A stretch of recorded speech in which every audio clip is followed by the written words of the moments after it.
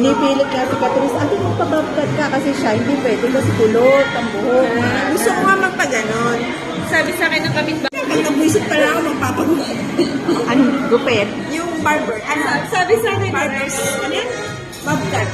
Ayun sinasabi ni Hana, babkat, yun nasa Uy, dito yata yan sa ano yung... sa atin yata yan, hindi ba yun? Pareho tayong nakaano eh.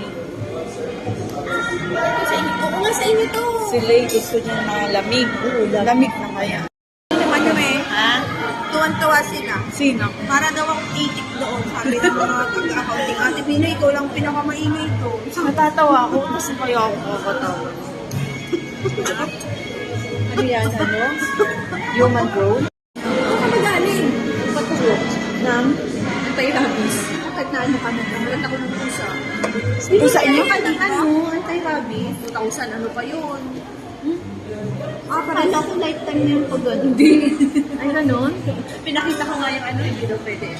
Si Shani na 2019 lang nagkaroon eh. Atin ba yan? Ganyan? Pwede nga. Uy, naiiyak na masabi. Yan ang arte mo ba? Ay, pare tayo. Yung pusa namin nawawala din. Yung nasa labas. Hindi yung nasa loob. Ala sa... Sana yung dalawa? Wala na. Guys, uwi na po kami. Happy birthday, Ate Beans. Saan na sila? Si Mabel.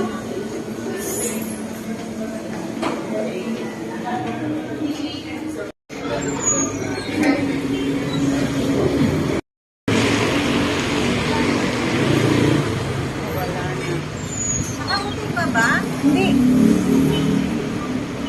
Awang ko nasaan na.